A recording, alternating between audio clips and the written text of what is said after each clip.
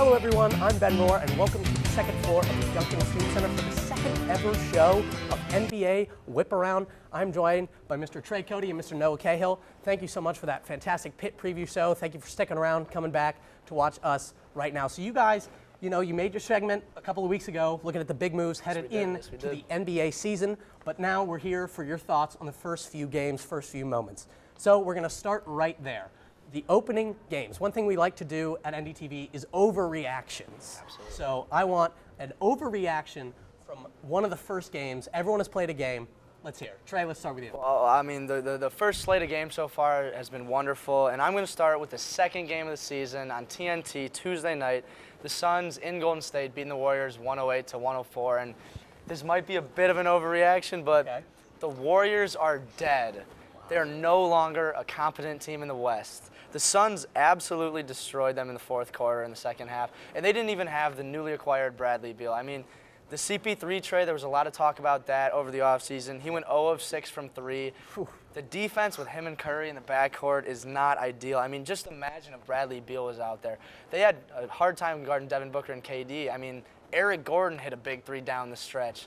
I am worried about this defense, and I don't know if getting rid of Jordan Poole for CP3 was the right move for them. The young guys in Kuminga and Moody are looking fine, but nowhere near what they were doing in preseason. I mean, I'm just not convinced that these guys are really going to get it done. And they didn't have Draymond Green, and that is a big loss. I will admit that. That's their veteran leader. Defensive side. Exactly. But I just don't know if the Warriors have what it takes to get it done in the West this year with some other really good teams. Wow. Noah, let's go to you. Yeah, my first game overreaction, we're looking at Wednesday's matchup between the Miami Heat and the Detroit Pistons. Not everyone's most popular matchup in this first week, but I want to focus particularly on the individual performance of Cade Cunningham, who, facing one of the best defenses in the NBA on the road, was absolutely brilliant offensively. Put up 30 points, 9 assists without shooting a single free throw, and he did this with pretty much no floor spacing around him, especially with key injuries to Bojan Bogdanovic and Isaiah Livers, two of the best point shooters for the Pistons last season. I think after being sidelined for pretty much the entirety of last season with an injury, I think Cunningham is set to break out this season and will make a legitimate campaign for both Most Improved Player and All-Star. I think his performance Wednesday is a preview of what is to come, and he's going to give the Pistons some much-needed hope following one of their worst seasons in franchise history with only 17 wins. Interesting. My take, guys, the Pacers are really good. Hear me out. I don't know about that. Highest really score of any team in the opening games, 143 points. While this was against a Washington Wizards team that will give up about as many points as there are dollars in Jordan Poole's contract this season, I still think it's going to be a dangerous year for them because you've got Bruce Brown, a fantastic offseason ad, 24 points. He was absolute money from 3. I think Tyrese Halliburton, he got his money. I think he's poised to become a real superstar in the league. I think, he can really break out, become, I think, an all-NBA candidate. Benedict Mathurin, second year, looked just incredible for the Pacers. He had a really gritty game. And then you've got Buddy Hield coming off the bench behind Mathurin now, which I think is really good depth for them. They still have the wily vet Miles Turner still at center, who's been great. I don't know. I think the Pacers, obviously an overreaction against a Wizards team. No offense, Trey. Yeah. I know you are a Wizards fan. That could possibly be the worst in the league. I think they still looked really, really good. Yeah, I'd like to chip in there. As a Wizards fan, your take of them being the worst team in the league is definitely not an overreaction. Okay. We are really bad at the game of basketball this year. It's going to be a tough season. Yeah, it could. I think looking at that Wizards team, Jordan Poole might average 35 a game. He might give up 50. But then he'll give up 50. What do you think for Indiana? You think they might be really good? Is that, 6 seed, 5 seed? What are we talking here in the East? I mean, especially for them last year, really underwhelming. I mean, I know Sports Illustrated had them power ranking like 19 or something, so nowhere even really scratching a playoff poll, but I think they could. I think they're going to get in the play-in at least. But I think they could make a run, win a series, or at least get into the main bracket. You think they're in the main bracket then? I think at the end of this season, you'll see the Indiana Pacers in the main bracket. Who do you think they take the spot of last year? Because you're looking at an East that's really highly contested. Obviously, you still have the same competitors from last season, and really, I mean, you have Brooklyn, who's getting stronger every year. I mean, they have so much depth after those trades, and you have a lot of other young teams looking to take a jump. Who do you think Indiana beats out? I think you look at a team maybe like the Hawks, or you look at a team like Brooklyn, where I don't know that they really have sort of anything together, where I think you could see the Pacers sort of find a really, really good rhythm with the formula they have right now. It's fair. It's fair. How about you, Trey? Well, speaking of the Pacers and those deep teams in the East, I think we should get into our next segment, talking about the sleeper teams in the NBA. And we all picked a different sleeper team that we think is going to make a jump this year. And mine fits really well in with that. The Orlando Magic are a playoff team. Okay. And that sounds crazy. That sounds crazy. But I really think they are. I mean, they are a really young team. They got Franz Wagner, who's coming off a really, really good, you're seeing the highlights right here. You're seeing a really good summer with Germany in the World Cup.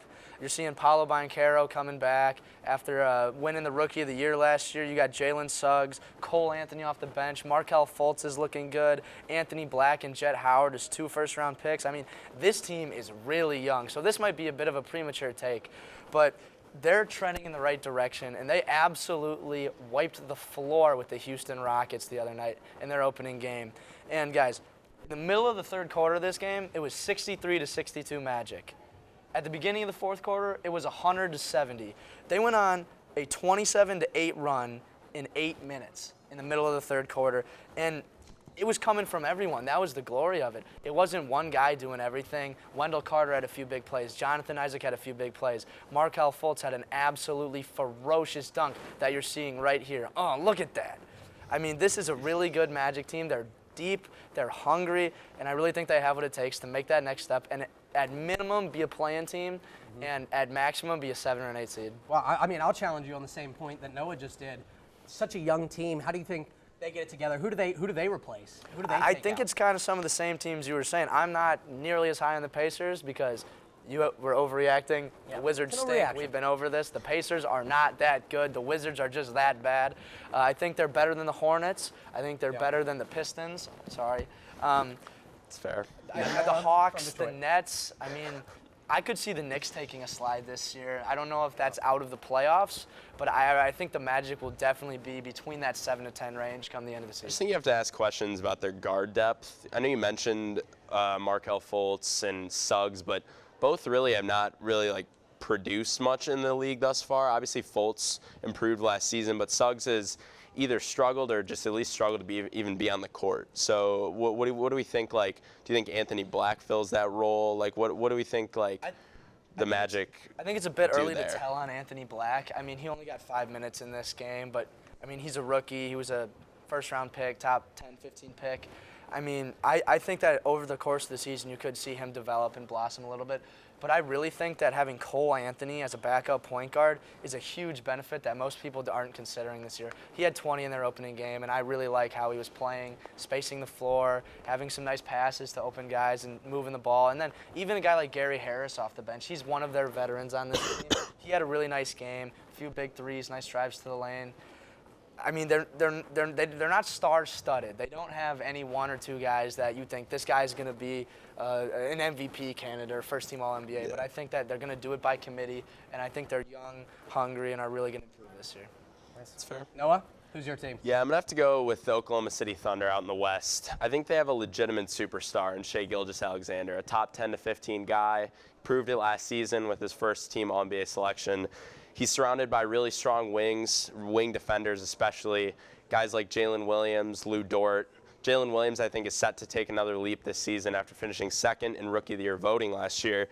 And I just think the pairing of Shai and Giddey, while it had question marks entering the year, Giddey's not the best shooter. I think with his passing ability, it more than makes up for the floor spacing question marks. And while they lacked size last season, the return of Chet Holmgren from injury, I think gives them that rebounding and defensive rim protection presence that they were really missing.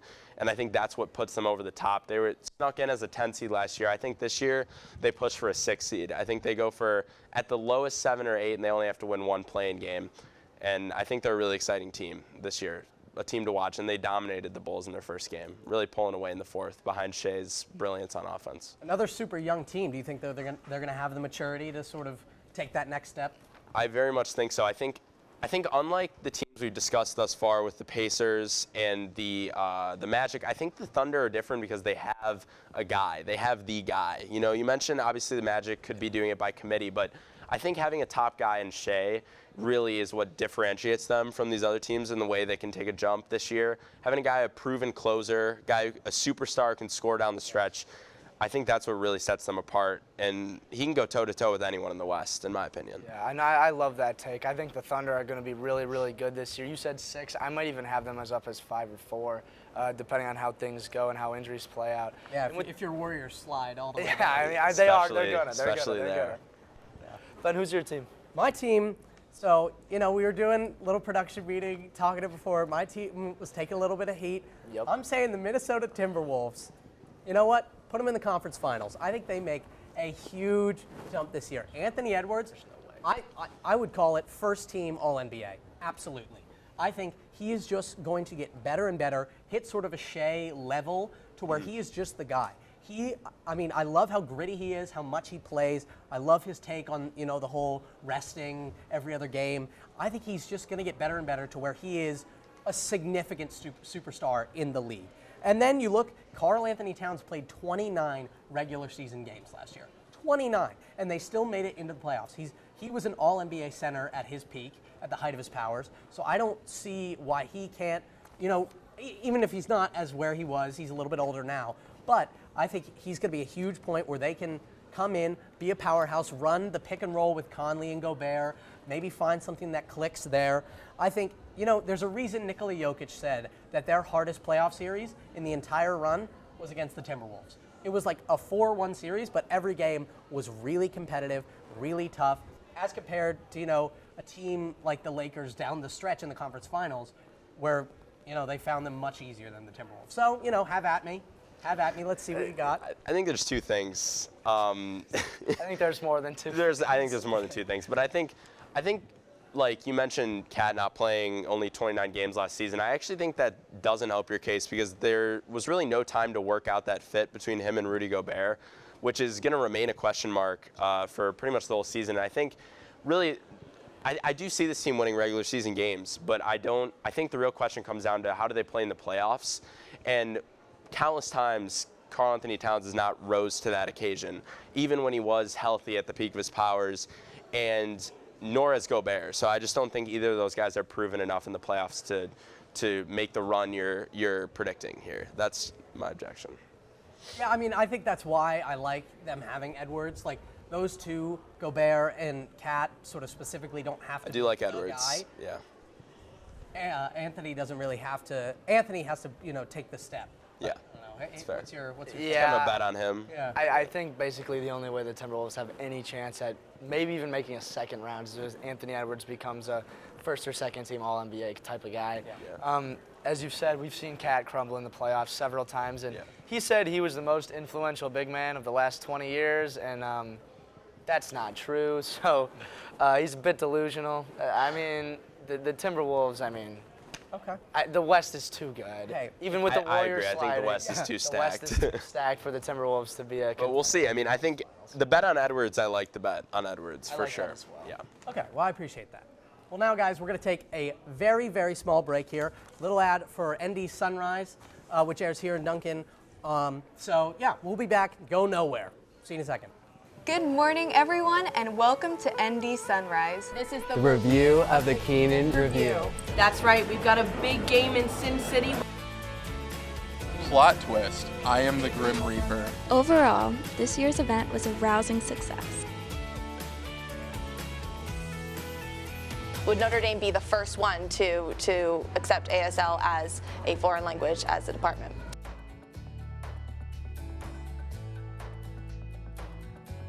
Once again, I'm Elena Morgan from ND Sunrise, signing off.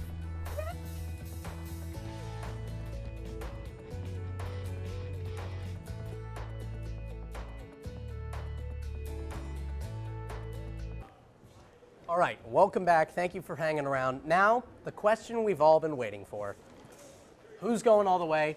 Who's coming out of the West? Who's coming out of the East? Noah, let's hear it. Yeah, this is a bit cliche. I think it's kind of the obvious pick, but I'm going to go Nuggets versus Bucks. And I think I think Yeah.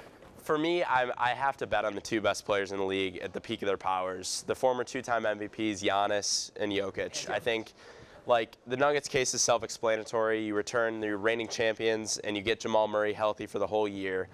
As for the Bucks, I think Dame is the missing piece. I think the offense went stagnant far too often in their previous playoff exits.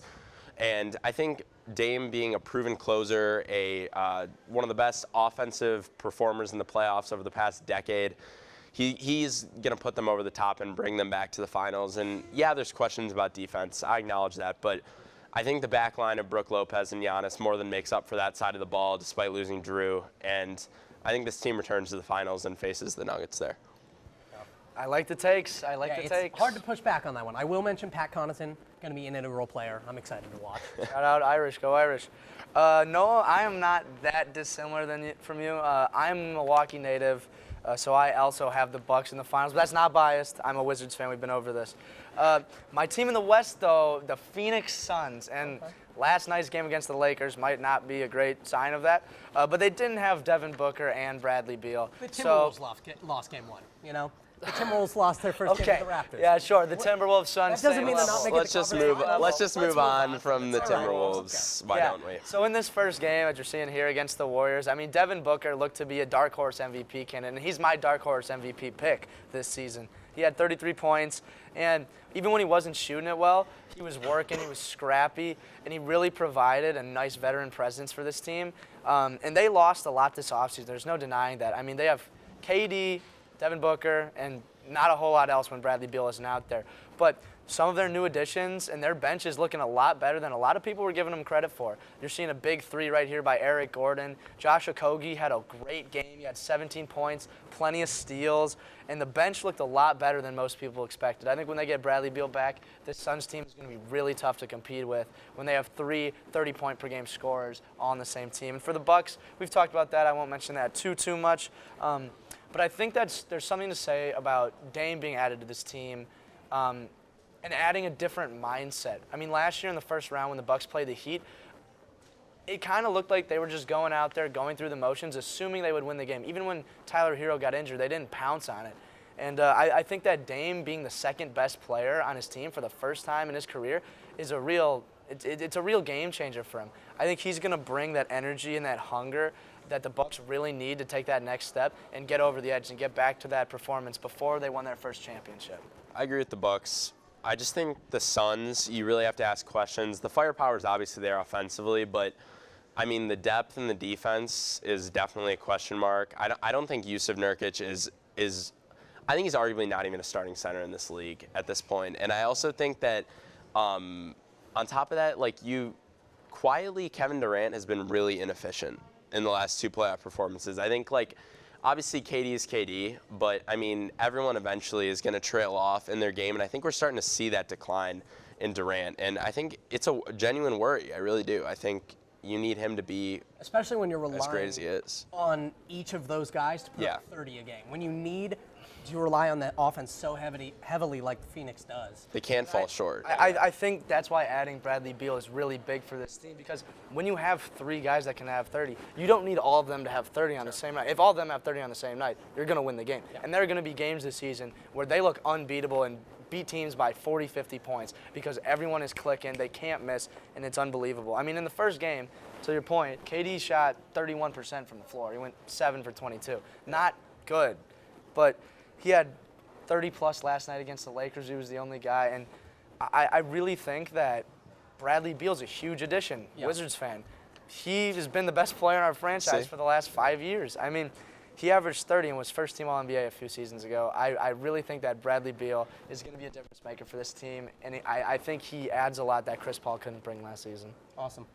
Well, that is going to do it here for us at NBA Whiparound. Ben Rohr, Trey Cotey, Noah Cahill. Second show ever for NBA Whiparound. Hopefully we get to come back and do it again. Thank you so much for watching from the second floor of the Duncan Student Center. Have a great weekend. Go Irish.